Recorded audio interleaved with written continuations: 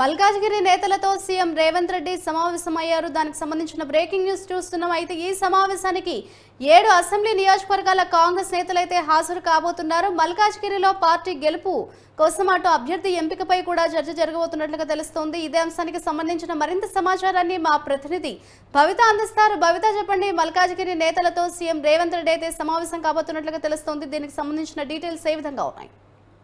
మాదిరి లోక్సభ ఎన్నికలు దగ్గర పడుతున్న నేపథ్యంలో CM Revanth Reddy busy schedule నిర్వహిస్తున్నారు. అయితే ముఖ్యంగా అన్ని నియోజకవర్గాలు 17 నియోజకవర్గాల వారిగా, పార్లమెంట్ నియోజకవర్గాల వారిగా కూడా ఈ సమావేశాలు నిర్వహిస్తున్నారు. అయితే మొదట ఈ రోజు పార్లమెంట్ నియోజకవర్గం సంబంధించి పార్లమెంట్ నియోజకవర్గంలో ఉన్నటువంటి పార్టీ ఆఫీస్ లో ఈ సమావేశం అయితే నిర్వహిస్తున్నారు. అయితే ఆ పార్లమెంట్ నియోజకవర్గం సంబంధించి అన్ని అసెంబ్లీ స్థానాలకు సంబంధించి జిల్లాల ఇన్ఛార్జీలు కావచ్చు, కార్యకర్తలు కావచ్చు, ముఖ్య నేతలు అందరూ కూడా ఈ సమావేశానికి హాజరుపడుతున్నారు. అయితే ముఖ్యంగా వచ్చేటువంటి ఎన్నికల్లో రచించాల్సిన వ్యూహాలు ఏంటి అంటే, ఇప్పటికే ఆల్రెడీ అసెంబ్లీ ఎన్నికల్లో అధికారంలోకి వచ్చినటువంటి కాంగ్రెస్ పార్టీ ఇప్పటికే దాదాపు 14 స్థానాలను కూడా ఈ పార్లమెంట్ నియోజకవర్గాల వరకు గెలుపొందాలని లక్ష్యంగా పనిచేయాలని చెప్పేసి ఇప్పటికే ఆలోచిస్తున్న నేపథ్యంలో, అయితే మల్కాజ్గిరి స్థానంలో ఇప్పటికే బీజేపీ నుంచి ఈటల రాజేందర్ కూడా బరిలో ఉన్నారు. కాబట్టి వాళ్ళకు తీటుగా అంటే ఇప్పుడు ఇచ్చినటువంటి 6 గ్యారంటీల స్కీమ్లను కావచ్చు, ఇప్పుడు పార్లమెంట్ ఎన్నికల్లో పెట్టినటువంటి రాహుల్ గాంధీ పెట్టినటువంటి మేనిఫెస్టోకి సంబంధించి